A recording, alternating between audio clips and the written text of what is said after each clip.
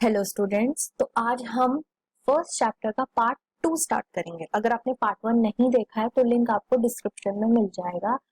बाकी पहले आप वो देखिए, उसके बाद आपको ये ज्यादा अच्छे से समझ आएगा। तो ये चैप्टर स्टार्ट करने से पहले, ये पार्ट स्टार्ट करने से पहले मैं आप सबको बोलना चाहती हूँ, मेरे चैनल को सब्सक्राइब करें, वीडियोस को लाइक करें और जल्दी से जल्दी ज्यादा बच्चे जुड़े कि जिससे हम लाइव सेशन स्टार्ट करेंगे। चलो अब स्टार्ट करते हैं। तो अब हम पढ़ेंगे की फीचर्स। भारत के संविधान के हम की फीचर्स की बात करेंगे। अब 20th सेंचुरी की जब बिगिनिंग हुई तो इंडियन नेशनल मूवमेंट एक्टिव था, फुल्ली एक्टिव हो चुका था। किस लिए? कि हमें अब आजादी चाहिए ही चाहिए। कैसे ना कैसे करके अब हमें आजादी चाहिए। अब हम तंग आ चुके हैं। किससे? ब्रिटिश के रूल से अब हम तंग आ चुके हैं। ठीक है। अब जब ये फ्रीडम स्ट्रगल स्टार्ट हुआ, जो नेशनलिस्ट थे उन्होंने अपना सारा समय किसमें डिवोट किया? उन्होंने अपना समय एक आजाद भारत के बारे में इमेजिन करने में, उसके बारे में प्लानिंग करने में अपना टाइम जाया किया।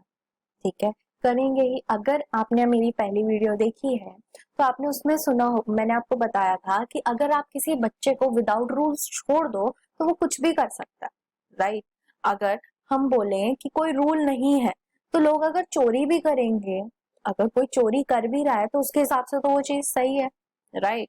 क्यों? क्योंकि कोई रूल नहीं है ऐसा जो उस चीज को रोके।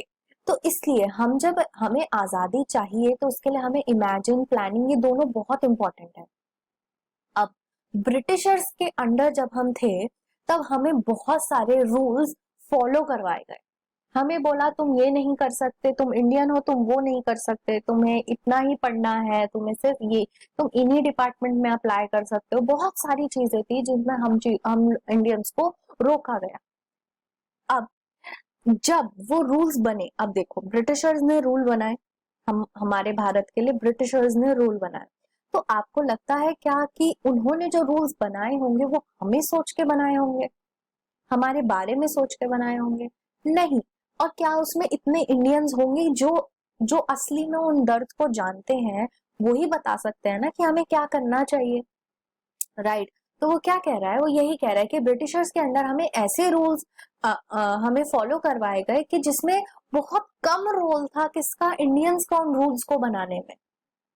अब the long experience of authoritarian rule under colonial state convinced India that free India, बहुत जरूरी था कि फ्री इंडिया कैसा हो? डेमोक्रेटिक हो।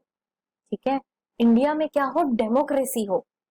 कि जिससे क्या होता है, डेमोक्रेसी का जो मेन रूल है, मेन फंडामेंटल रूल है, वो क्या कहता है कि हमें सबको इक्वली इक्वली ही क्या करना है? ट्रीट करना है। और हर कोई, चाहे वो गरीब है चाहे वो अमीर है, कोई भी है, हम वो क्या कर सकता है? गवर्नमेंट में पार्टिसिपेट कर सकता है। एक बार दोबारा पढ़ते हैं। क्या हुआ जब इंडियंस ने देखा कि हम एक क्या किसी मोनार्क के अंडर है, हम एक किसी मोनार्क के ही अंडर थे, राइट। तो हमें ये पता चला कि नहीं, इंडिया ऐसे नहीं चल सकता, इंडिया ऐसे फल फूल नहीं सकता। तो इंडिया को क्या चाहिए? इंडिया को सबसे पहले चाहिए डेमोक्रेसी, जिसमें क्या बोला गया है? डेमोक्रेसी क्या है? डेमोक्रेसी है जिसमें आप हर एक इंसान को इक्वली ट्रीट करते हो और हर कोई बाध्य है कि इसमें गवर्नमेंट में पार्टिसिपेट करने के। आगे चलते हैं। अब what remained to be done then was to work out the ways in which a democratic government would be set up in India and rules that would determine its functioning. अब ये जो rules की बात करी है, यही है आपका क्या? संविधान। यही क्या है? आपका एक संविधान। जो हमारा इंडिया फंक्शन कर रहा है वो किसके बेसिस पे कर रहा है? अपने आप ही कर रहा है। कोई ट्रेडिशनल वैल्यूज है? नहीं। हमारे पास एक अपना कॉन्स्टिट्यूशन है, जो उस संविधान में लिखा है हम उसके अकॉर्डिंग फंक्शन करने की पूरी कोशिश करते हैं। और गवर्नमेंट तो करती है, आपकी कोर्ट भी करती है। ठीक है, आगे चलते हैं। अब जब एक कॉन्स्टिट्यूशन बन रहा था तो आपको क्या लगता है? सिर्फ एक इंसान ने बस बैठा वो और दिमाग लगाते लगाते उसने 2 साल 3 साल में अपना कॉन्स्टिट्यूशन बनाया? 3 साल लगे थे हमारे कॉन्स्टिट्यूशन को बनने में। तो आपको लगता है सिर्फ एक इंसान होगा उसमें? नहीं, उसमें कम से कम 300 लोग थे, 300 पीपल थे। कॉन्स्टिट्यूएंट असेंबली के कितने मेंबर थे? 300 मेंबर्स थे। और जो कितने 3 साल तक उन्होंने क्या किया था, कॉन्स्टिट्यूशन पे काम करते रहे। क्या ये चीज हमारे इंडिया के लिए ठीक है, क्या ये चीज हमारे इंडिया के लिए ठीक है? उन्होंने ये सोच सोच के उनको 3 साल लगे, पूरे 3 साल। अब एक बार ये फोटो में देखते हैं। There was an extraordinary sense of unity amongst the member of constituent assembly. अब आप खुद सोचो कि आपको भी एक दिल से एक बहुत खुशी सी मिलेगी ना, एक ऐसा सेंस मिलेगा कि आप एक इतना ज्यादा इम्पोर्टेंट काम कर रहे हो। कॉन्स्टिट्यूएंट असेंबली को वही था दिमाग में, एक अंदर से खुशी थी कि हाँ, हम अपने भारत, आजाद भारत के लिए हम काम कर रहे हैं। तो वही यहाँ दर्शाते हैं। ये कौन है? ये है आपके सरदार वल्लभ भाई पटेल। तो ये थे आपके प्रोमिनेंट मेंबर, बहुत जरूरी मेंबर थे ये किसमें? कॉन्स्टिट्यूएंट असेंबली में। ठीक है, आगे पे चलते हैं। अब अब ये जो सारे मेंबर्स थे कॉन्स्टिट्यूएंट असेंबली के, इनके पास एक बहुत बड़ा टास्क था अपने पास, उनके पास था ही। इनको एक ऐसी, आपको ये तो पता ही है कि हमारा इंडिया क्या है, यहाँ पे सेक्युलर है, यहाँ डाइवर्सिटी है, यहाँ बहुत सारे रिलीजन हैं, बहुत सारे कल्चर्स हैं, बहुत सारी लैंग्वेजेस हैं। तो ये सब सोचकर एक कॉन्स्टिट्यूशन बनाना, एक संविधान बनाना कितना मुश्किल रहा होगा। तो इसीलिए उनको 3 साल लग गए इस कॉन्स्टिट्यूशन को बनाने में। अब as you know that country is made up of different communities. यहाँ पे अलग अलग भाषाएं बोली जाती हैं, अलग रिलीजन्स हैं, अलग कल्चर्स हैं, सब कुछ अलग है यहाँ पे। तो सबको जोड़ के रखना इतना मुश्किल था एक कॉन्स्टिट्यूशन में लिखना। अब जब कॉन्स्टिट्यूशन लिखा जा रहा था, इंडिया में क्या था, इंडिया में बहुत सारी ना चीजें चल रही थी। ऑब्वियसली बात है, हमें आजादी मिल रही थी, तो क्या हो रहा था, पार्टीशन हो रहा था, है ना। अब जो प्रिंसली स्टेट्स थे, अब क्या होता है, जब आप एक इतना इम्पोर्टेंट काम कर रहे हो तो आप चाहते हो ना आपको पीस मिले, बट उस टाइम पे पीस था ही नहीं। क्या चल रहा था, एक तो पार्टीशन चल रहा था, इंडिया पाकिस्तान दोनों अलग हो रहे थे। उसके बाद कुछ कुछ प्रिंसली स्टेट्स ने क्या डिसाइड किया कि वो कुछ डिसाइड ही नहीं कर पा रहे थे। ठीक है, इन दी एंड वो कुछ डिसाइड ही नहीं कर पा रहे थे। उन्होंने, उनको समझ नहीं आ रहा था कि हम इंडिया के साथ जाएं, पाकिस्तान के साथ जाएं, या हम अकेले ही रहें। उनको कुछ समझ नहीं आ रहा था। अब जो सोशियो इकोनॉमिक कंडीशन थी वो भी बहुत ज्यादा खराब हो गई थी। अब कुछ लोग इधर से उधर जा रहे हैं, कुछ लोग उधर से इधर आ रहे हैं, तो कितना ज्यादा चेंज उनके लिए हुआ। तो ये क्या है, ये है सोशल इकोनॉमिक कंडीशन। पैसे वहीं रह गए, पैसे अगर वो वहां से लेके भी आए तो क्या ही, घर तो वहीं रह गया, घर थोड़ी आप अपनी पीठ पे लेके आ सकते हो। बहुत प्रॉब्लम्स हुई उस टाइम पे। अब इन सब ने, इन सब इश्यूज ने एक बहुत ही ज्यादा एक इम्पोर्टेंट रोल प्ले किया जब ये कॉन्स्टिट्यूशन बन रहा था। क्योंकि कॉन्स्टिट्यूएंट असेंबली चाहती थी कि सब क्या हो, सबको इक्वल ही राइट्स मिले, राइट, सबको इक्वल लगे। जब वो यहाँ आ रहे हैं तो उनको भी क्या लगे, उनको भी इक्वल लगे यहाँ पे। ये नहीं कि वो यहाँ पे आके उनको ऊपर नीचे ऐसे फील हो, नहीं, आपको कैसा फील हो, हमेशा इक्वल फील हो। अब they rose to the occasion and gave this country a visionary document. ये एक ऐसा संविधान है जो पूरे विश्व में जाना माना है, क्योंकि बहुत बहुत बहुत बड़ा है। कॉन्स्टिट्यूशन अपने में ही बहुत बड़ा है। अब ये इसलिए भी जाना चाहता है क्योंकि यहाँ पे रिस्पेक्ट है किसकी, डाइवर्सिटी। यहाँ पे डाइवर्सिटी की बहुत रिस्पेक्ट है हमारे संविधान में। हमारे संविधान में कभी ये नहीं बोला गया कि सिर्फ एक रिलीजन को ही माना जाएगा या सिर्फ एक रिलीजन ही सही है। हमारे संविधान ने बोला है हर कोई, हर रिलीजन क्या है, समान है। तो आपको, आप फ्री हो, आपको जो चाहिए, आपको जो रिलीजन चूज करना है आप कर सकते हो, आप बिल्कुल फ्री हो उसके लिए। The final document also reflect their concern for eradicating poverty. अब पॉवर्टी तो एक बहुत ही पुराना इशू है, ये एक ऐसा इशू है जो हमारे बहुत टाइम से चलता हुआ आ रहा, बहुत ज्यादा टाइम से। और ये भी क्यों हुआ, क्योंकि ब्रिटिशर्स यहाँ आए, उन्होंने बहुत सामान, बहुत हमारा कॉटन उठाया, हमारे यहाँ बहुत फाइन फाइन मटेरियल बनते थे, वो सब यहाँ से लेके चले गए और इंडिया को छोड़ दिया ऐसे ही। आगे चलते हैं, पहले इनको देखते हैं। ये कौन है, ये है आपके बाबा साहेब डॉक्टर अंबेडकर। अब is known as father of, ये आपको याद करना है कि फादर ऑफ इंडियन कॉन्स्टिट्यूशन किसको बोलते हैं, हम बोलते हैं बाबा साहेब अम्बेडकर को, ठीक है। Doctor Ambedkar believe that his participation in health up, क्यों इनको हम बोलते हैं, क्योंकि इन्होंने एक जो पिछड़ा वर्ग है हमारा, जो शेड्यूल कास्ट, शेड्यूल ट्राइब, ये सब जो है इनका इन्होंने प्रतिनिधित्व रखा, ये इनके प्रतिनिधित्व थे। इन्होंने बोला कि मैं इस संविधान में जो मैंने भेदभाव झेला, या जो मेरे माँ बाप ने भेदभाव झेला, जो मेरी कम्युनिटी, कौन सी कम्युनिटी से थे, ये थी महार कम्युनिटी से, तो जो महार कम्युनिटी है उन्होंने झेला, तो वो क्या चाहते थे, वो बस यही चाहते थे कि सबको क्या मिले, सबको सेम मिले, सबको सेम राइट्स मिले, यही था बस उनका एक गोल, ठीक है। अब आगे चलते हैं। हाँ, अब अब हम पढ़ेंगे मेन थिंग, ठीक है, जो है हमारे की फीचर्स, जो एक हमारा संविधान है, भारत का संविधान, वो क्या दर्शाता है।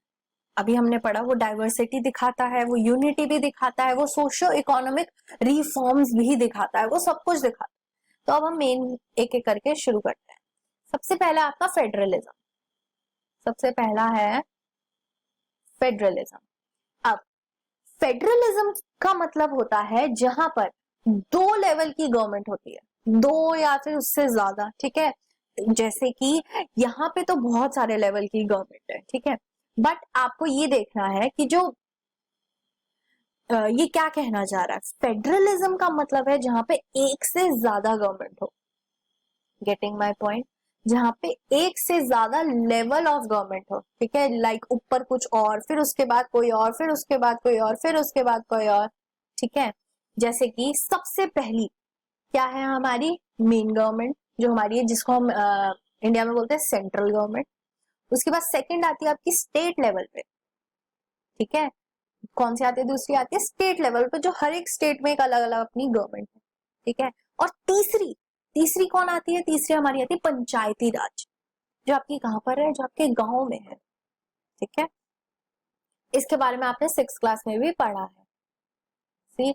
और आपने बहुत सारी चीजें 7th क्लास में पढ़ी, मैं आपको वही कह रही हूँ, 6th और 7th का आपको याद करना पड़ेगा, आपको वही रिकॉल करना पड़ेगा कि अरे हमने ये चीजें पढ़ रखी हैं पहले भी, क्योंकि वही चीजें अब रिपीट होंगी। अब जो बहुत सारी कम्युनिटीज है इंडिया में, meant that a system of government needed to be devised that did not involve only person sitting in the capital and making decision for everyone. अब इसमें वो क्या कहना चाह रहा है, सोचो आप रहते हो महाराष्ट्र में, ठीक है, और सारे के सारे जो रूल्स हैं वो कौन बना रहा है, सेंट्रल गवर्नमेंट। सेंट्रल गवर्नमेंट कहाँ रहती है आपकी, दिल्ली में, है ना, तो वो बना रही है रूल। अब उसको असलियत पता होगी या जो ग्राउंड में है, जो महाराष्ट्र में रहता है, उसको ज्यादा पता होगा, ऑब्वियसली महाराष्ट्र। तो इसलिए महाराष्ट्र की भी क्या है, एक अपनी गवर्नमेंट है, ठीक है। क्या कहना चाह रहे हैं, इसी वजह से क्या इंपॉर्टेंट हुआ कि हमें एक और लेवल की गवर्नमेंट बनानी पड़ेगी, जो क्या करेगी, जो स्टेट्स को देखेगी, जो स्टेट्स में देखेगी कि क्या वो उसको वो चीजें चाहिए, क्या चाहिए स्टेट्स को, और क्या नहीं है स्टेट के पास, तो वो सब चीजें कौन देखेगा, वो आपकी स्टेट गवर्नमेंट देखेगी। अब अब हर एक स्टेट में, सी, हर एक स्टेट में क्या है, वो इंजॉय करते हैं पावर, अपनी पावर को दिखाने के लिए वो इंजॉय करते हैं, राइट। क्यों, क्योंकि सेंटर हर चीज में दखल अंदाजी नहीं दे सकता स्टेट की, ठीक है ना। बट जब बड़ी बड़ी नेशनल कंसर्न की बात आती है, नेशनल कंसर्न मतलब सिर्फ एक स्टेट की नहीं बट पूरे भारत की बात आती है, तब कौन सी गवर्नमेंट काम करती है, तब आपकी सेंट्रल गवर्नमेंट आगे आ जाती है, ठीक है ना। मतलब कि उस टाइम पे कौन से रूल, कौन से लॉस फॉलो करे जाएंगे जो आपके सेंट्रल गवर्नमेंट ने बनाए हैं, ठीक है।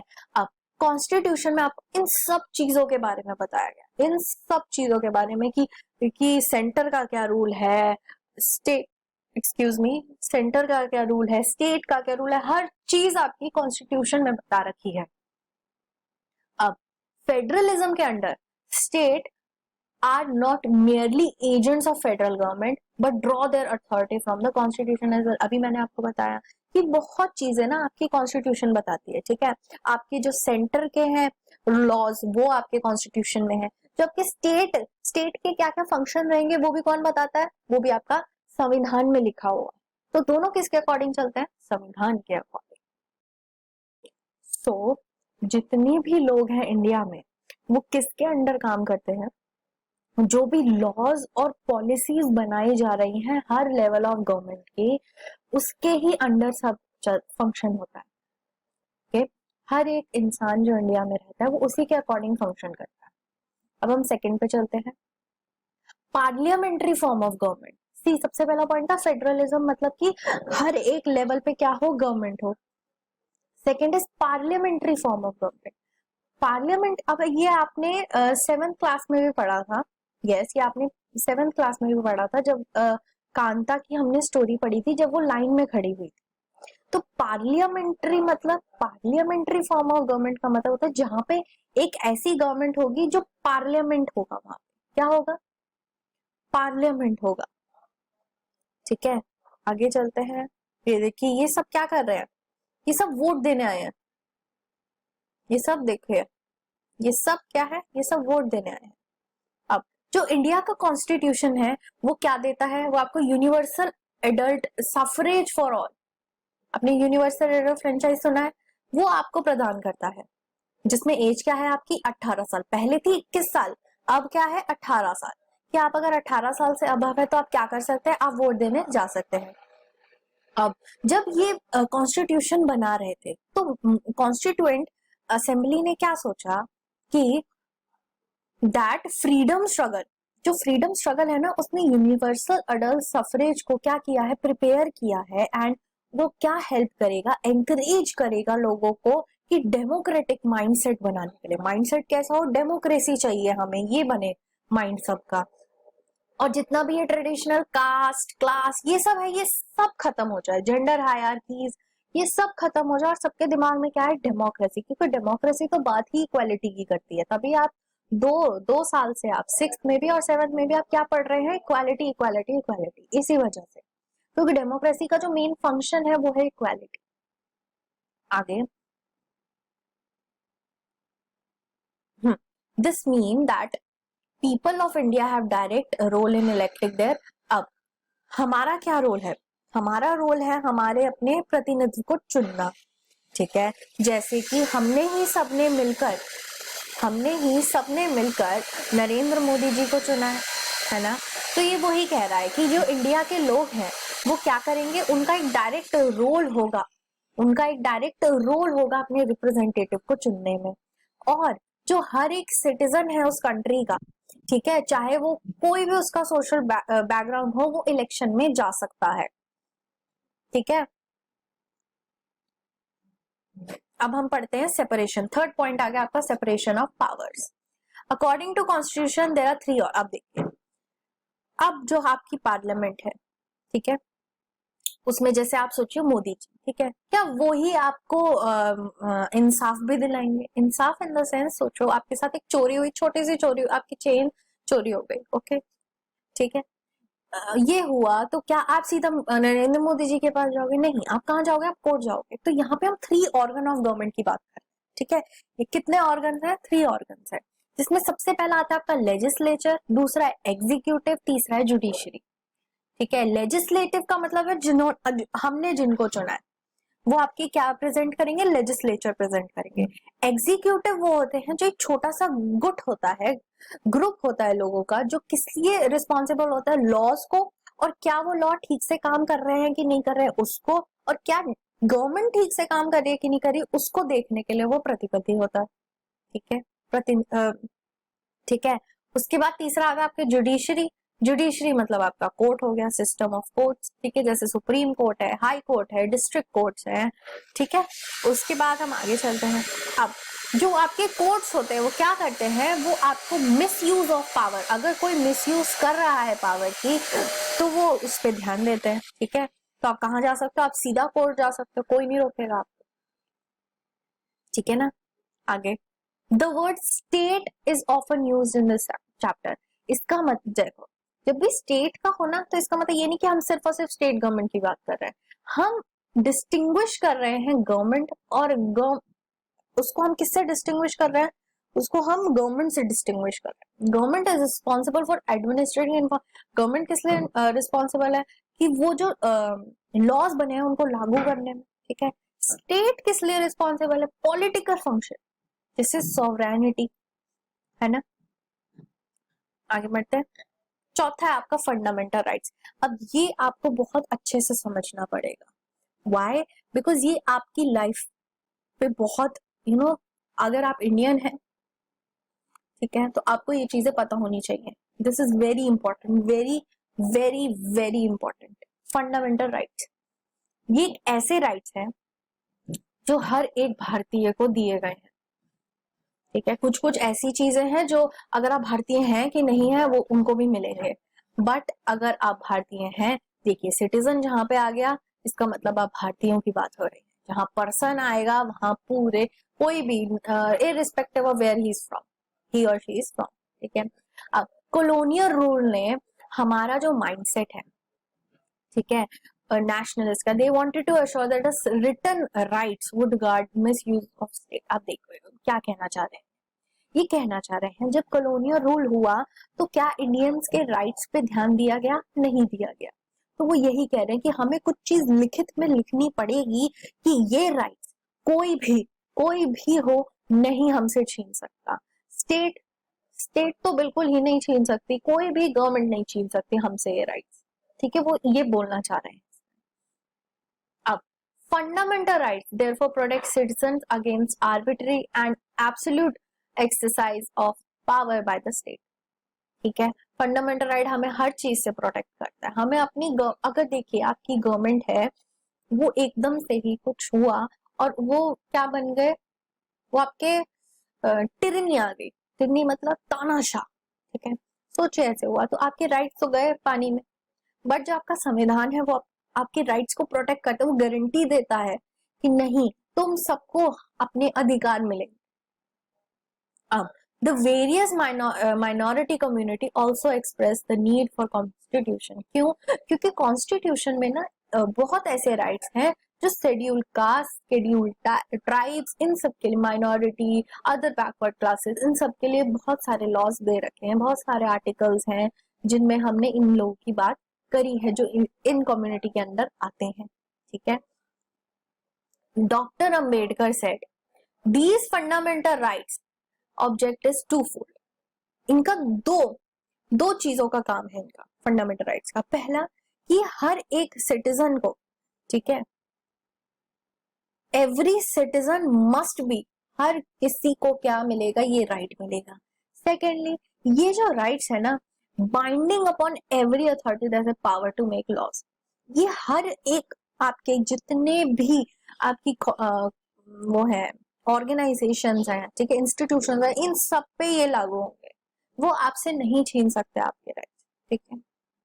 अब in addition to fundamental rights the constitution also has a section called DPSP. अब ये देखिए, वेरी गुड कि इसका इंट्रोडक्शन अभी से हो गया है। DPSP directive principles of state policy.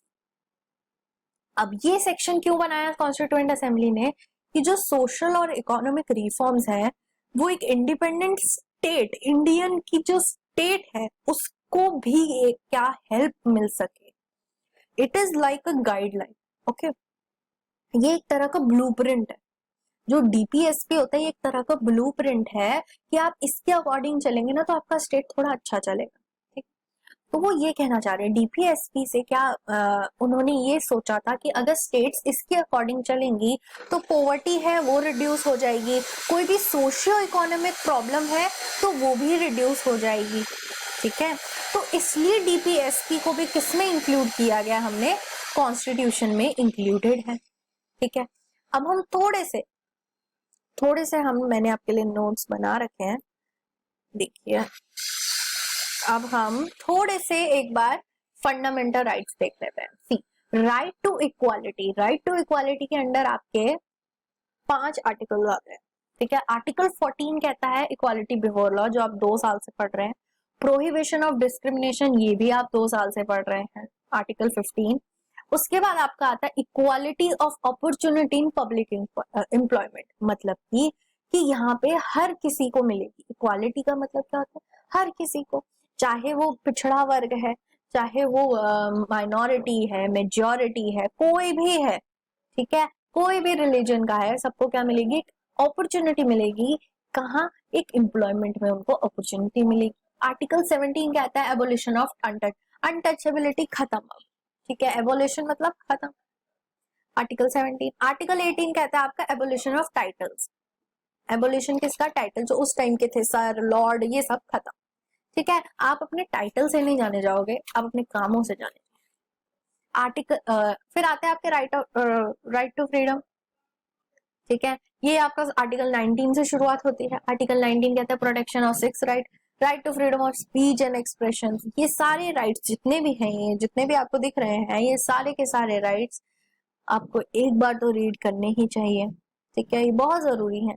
उसके बाद आर्टिकल 20 कहता है respect of conviction for offences. ठीक है, आर्टिकल 21 कहता है लाइफ एंड पर्सनल लिबर्टी। ठीक है, अब ये जो आर्टिकल 21 है ये बहुत इंपॉर्टेंट है। ये आपकी लाइफ को प्रोटेक्ट करने की बात करता है और एक जो पर्सनल जो फ्रीडम है आपकी, उसकी बात करता है। ठीक है, तो ये बहुत इंपॉर्टेंट है आर्टिकल 21। उसके बाद आता है 21A कि सबको एजुकेशन का अधिकार है। उसके बाद आता है 22 जिसमें protection against arrest and detention. ठीक है, कोई गलत उससे अरेस्ट हुआ है तो वो इसके आर्टिकल पे आ सकता है। फिर आते हैं आपके राइट अगेंस्ट एक्सप्लॉयटेशन, कि एक्सप्लॉयटेशन ना हो, है ना, आर्टिकल 23 से शुरू होता है। ह्यूमन ट्रैफिकिंग जो होती है, इधर से उधर लेके जाते हैं जबरदस्ती, फोर्स लेबर की उससे काम करवा रहे हैं छोटे छोटे बच्चों से, राइट। 24 में आ गया आपका चाइल्ड लेबर, छोटे छोटे बच्चे जो काम कर रहे होते हैं, ठीक है, उसके लिए कि नहीं करना है। अब right to freedom of religion, religion का आपका आर्टिकल 25 से शुरू होता है। Freedom of concise, conscience, profession, practice, propagation, manage. और आर्टिकल 26 कहता है आपका रिलीजियस अफेयर, कोई भी आप रिलीजियस अफेयर में मैनेज कर सकते हो। आर्टिकल 27 कहता है आपका प्रमोट कर सकते हो। ठीक है, आर्टिकल 28 कहता है अटेंड कर सकते हो आप कोई भी। आर्टिकल 29 फिर आता है आपका माइनॉरिटीज का। माइनॉरिटीज वाला क्या कहता है? प्रोटेक्शन किससे? इंटरेस्ट, कोई भी अगर जैसे कोई माइनॉरिटी है, ठीक है, कोई भी माइनॉरिटी है तो उसको एक प्रोटेक्शन मिलेगी। ठीक है, उसके बाद आर्टिकल 30 आपका कहता है right of minority to establish and education. अब कोई सोचिए, कोई SC ST कोई माइनॉरिटी से बिलोंग करता है, ठीक है, तो वो अपना एक एडमिनिस्ट्रेशन एक एजुकेशनल इंस्टीट्यूट भी खोलना चाहता है, वो कर सकता है, उसको कोई मनाही नहीं है। फिर आपका मेन आता है article 32। Why this is main? क्योंकि इसमें ना आपको ये जो जितने भी दिख रहे हैं ना, ये 5 रिट्स, इसके अकॉर्डिंग ना आपकी कोर्ट काम करती है। ठीक है, कौन काम करती है? आपकी कोर्ट काम करती है, तो इसलिए they are very important. Okay, तो ये हो गए आपके सारे के सारे फंडामेंटल राइट।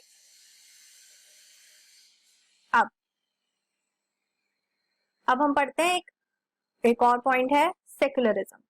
जो सेक्युलर स्टेट है is one in which state does not officially promote any one religion. Secular का मतलब होता है हर धर्म एक समान।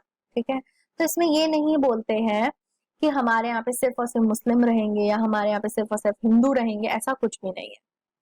You now understand the ways in which country's history often determines the kind of constitution. See, हमने क्या देखा? हमने देखा ब्रिटिशर्स ने हम इंडियंस को कितना प्रताड़ित किया है, हमने ये चीज देखी और हमने फिर सोचा नहीं, हम यहाँ मोनार्क्स तो बिल्कुल भी नहीं लाएंगे। हमने ये चीज तो देख ही ली, है ना। फिर हमने क्या सोचा? हमने सोचा नहीं, हमें क्या चाहिए? डेमोक्रेसी। क्यों? क्योंकि डेमोक्रेसी बात ही करती है इक्वालिटी की, तो हमें ये चीज चाहिए। तो ये हमारे दिमाग में कहाँ से आई? क्योंकि हमारी हिस्ट्री ये थी, राइट। इस वजह से हमारे दिमाग में आया कि नहीं, हमें डेमोक्रेसी बहुत ही ज्यादा जरूरी है, हमें चाहिए डेमोक्रेसी।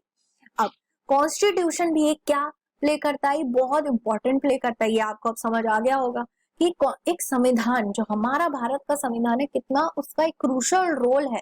जो आपको जितने भी ये जजमेंट्स मिलते हैं वो किसके अकॉर्डिंग मिलते हैं? जो कॉन्स्टिट्यूशन में लिखा है उसके अकॉर्डिंग ही मिलते हैं। ठीक है, अब और जो आप लोग भी जो है वो किसके अकॉर्डिंग चलना चाहिए? आपको भी कॉन्स्टिट्यूशन के अकॉर्डिंग चलना चाहिए। अगर कोई चोरी कर रहा है, अगर कॉन्स्टिट्यूशन ना हो, कोई आपके पास रूल ना हो, कोई किस चीज के आप बाध्य ना हो, आप तो कुछ भी करते रहेंगे, राइट। पर इसीलिए कॉन्स्टिट्यूशन क्या करता है, कॉन्स्टिट्यूशन आपको एक रूल देता है कि नहीं आपको ऐसे चलना है, आपको ऐसे चलना है। अब Indian constitution has been amended over the years. अब अमेंडमेंट तो होते रहते हैं, अमेंडमेंट मतलब चेंजेस, कुछ कुछ टाइम बाद कुछ। अब आपको इतना तो समझ आ गया होगा about the constitution. So the last thing is different feature of Indian Constitution outlined above involve complicated ideas that are of see। सबसे पहले जो मैंने आपको पार्ट 1 में भी समझाया था कि ये जो संविधान है ना, ये एक किताब है, ठीक है। इसको आप ये सोचो कि मैम उसमें तो ये भी लिखा है वो भी लिखा है, बट ग्राउंड रियलिटी तो कुछ और सी, ये सच्चाई है। वो एक किताब है, उसके अकॉर्डिंग आपकी गवर्नमेंट काम कर रही है, उसके अकॉर्डिंग आपके कोर्ट्स काम कर रहे हैं, ठीक है। Not all the human beings, ठीक है, नॉट ऑल द सिटीजन, ठीक है ना। आपको इतना वैसे घबराने की जरूरत नहीं है, कॉन्स्टिट्यूशन बहुत बड़ा है, बट आप इसके बारे में और भी ज्यादा सीखते रहेंगे हर साल आगे आगे, ठीक है। बट आपको ये है, आपको जो फंडामेंटल आपको मैंने अभी राइट समझाया था, आप उसको याद करिए अच्छे से। उसके बाद हम फंडामेंटल ड्यूटीज भी पढ़ेंगे, और हमारी 11 होती है फंडामेंटल ड्यूटीज, जो आपकी बुक में भी, जो आपकी एनसीईआरटी की बुक्स होती हैं उसके फर्स्ट 2-3 पेजेस में भी आपको मिल जाएंगी। तो आप उनको भी रीड करिए, आप अपने संविधान से थोड़ा और अच्छा इंटरेक्ट करिए। ओके, अब मैं आपको मिलूंगी अगली बार नए चैप्टर के साथ। तो अगर आपको ये वीडियो पसंद आई है तो इसको लाइक करिए, मेरे चैनल को सब्सक्राइब करिए, और जल्दी जल्दी बहुत सारे बच्चे जुड़िए कि हम लाइव सेशन शुरू करें, फिर उसमें हम इंटरेक्शन भी कर पाएंगे एक दूसरे के साथ। तो like it and subscribe to my channel. Okay, bye.